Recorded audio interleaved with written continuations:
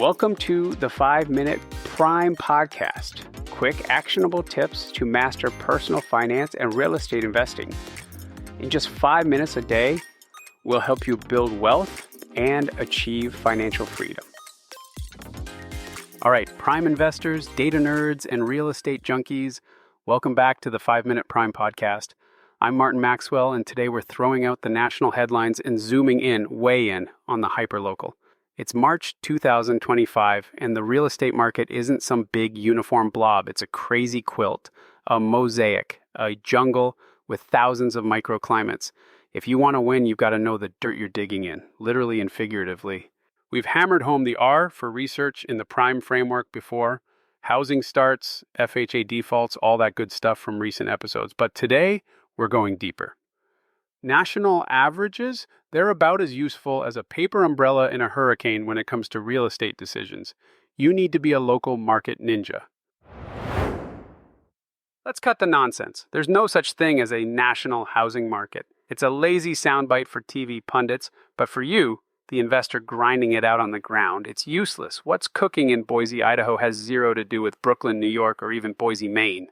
The data's a messier circus than my inbox after a holiday weekend, and that's the beauty of it. The market's splintered into a million pieces, and you've got to master the shard you're playing in. Take inventory levels, the backbone of supply and demand. They're bouncing around like a pinball machine, and it's all about where you're standing. Let's zoom in on some real-world examples. Check this out. Some markets are swimming in new listings. Nevada's up 45% year over year as of February 2025 per the latest Realtor.com data, and Arizona's right behind at 42%. That's a tidal wave of homes hitting the market. Buyers might actually catch a break with more choices and bargaining power. We're talking a potential shift to balanced territory in those hotspots.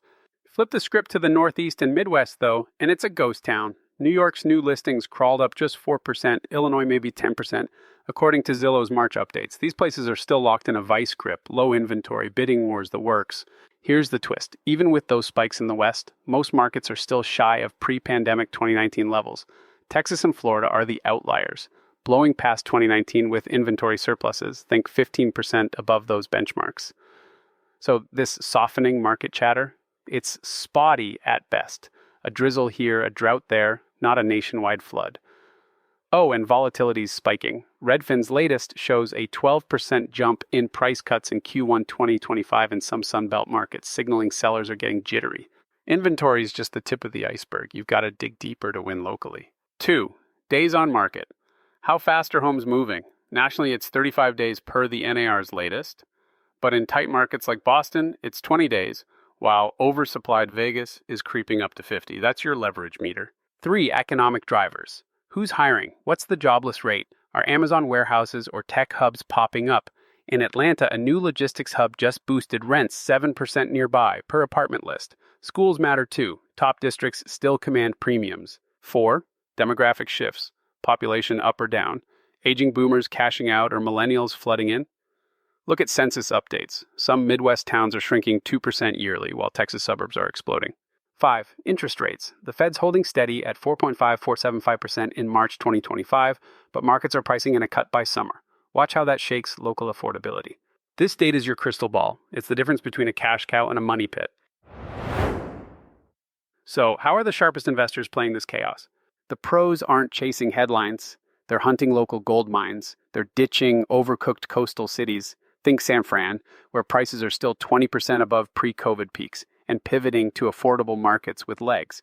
Strong jobs, growing populations, sane prices. Think Raleigh, Boise, or San Antonio. Markets up 10 to 12% in value since 2023, but still cash flow friendly per Atom data. They're also eyeing the macro vibe. Interest rates stuck at 4.5 to 4.75%, but the yield curve's flattening fast. Bond markets are screaming for cuts by Q3 2025. Inflation's cooled to 2.8% per the BLS, but it's sticky enough to keep the Fed cautious. Stocks, the S&P 500's wobbling, down 5% in Q1 2025 after a wild 2024 rally with PE ratios at 25, says Bloomberg. Volatility's up. The VIX hit 22 this month. Risky bets there are looking shakier. Residential real estate, it's not spiking like stocks. Median prices are up 4% since 2019 nationally per NAR, But some markets, hello Austin, are correcting 10% from 2022 highs. Income properties in those zones are ripe for deals. Commercials still bleeding. Office values down 25% from 2021 peaks per CBRE. But distress is birthing bargains. Timing's everything, though, and local intel is your edge. Here's the bottom line. The national housing market's a fairy tale. The real game's local, jagged, and messy as hell. In 2025, winning means mastering your microclimate. Inventory swings, price hiccups, economic pulses. Here's your challenge today. Turn into a local data sleuth.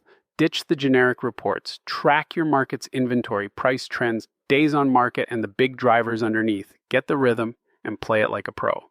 That's the prime way to stack wealth, no matter what the national noise says. If this lit a fire, subscribe to the 5-Minute Prime podcast, share it with a fellow deal chaser, and drop us a review. More tools and tricks await at reiprime.com. I'm Martin Maxwell. Don't herd with the sheep, own your turf, keep learning, keep growing, and keep building your future.